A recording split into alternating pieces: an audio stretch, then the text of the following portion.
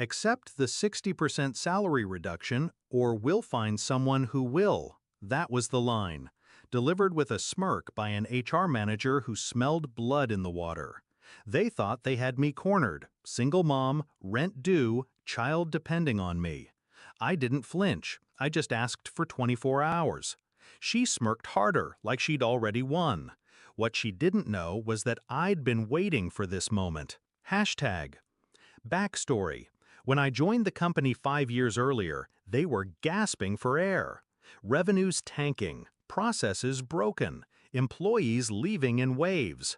I came in and built systems that actually worked. Streamlined logistics, saved millions in waste, landed contracts that kept the lights on.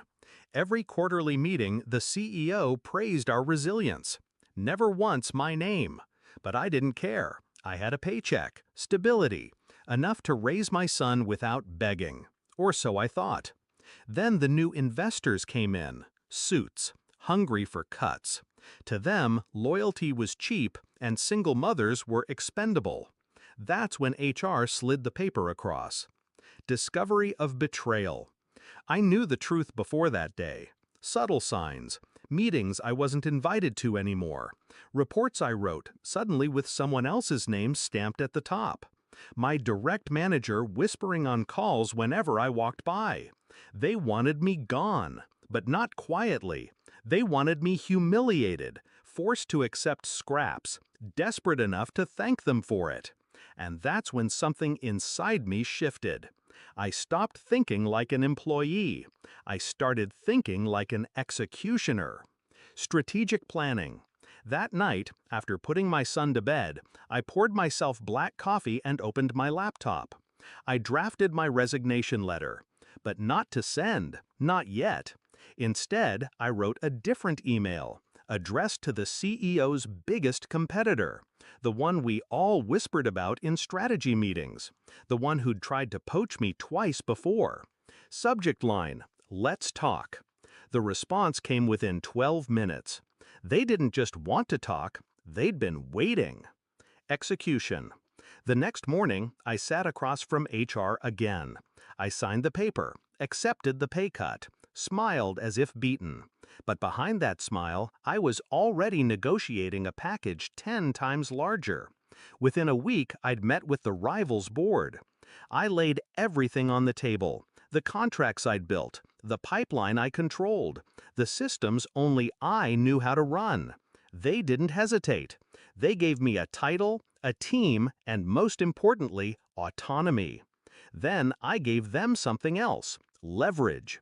Because in my old company's desperation to erase me, they'd been sloppy.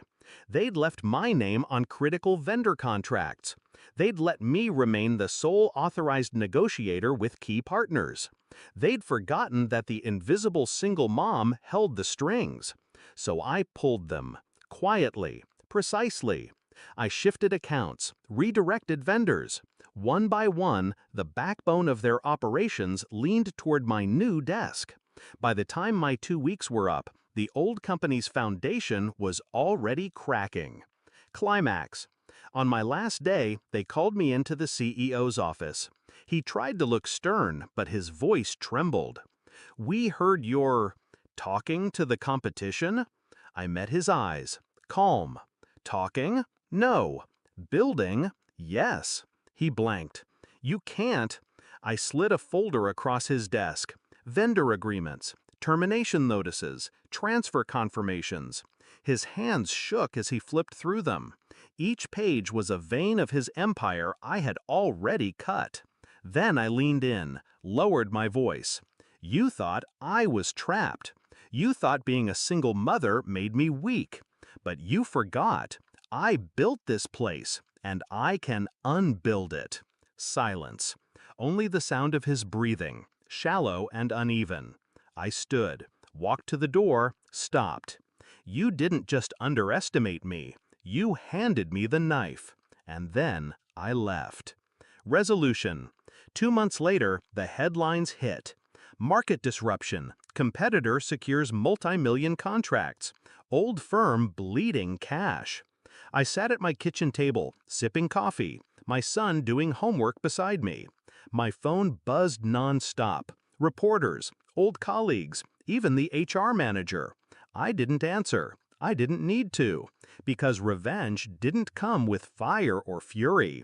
It came with silence. With watching the people who tried to break me realize they'd destroyed themselves.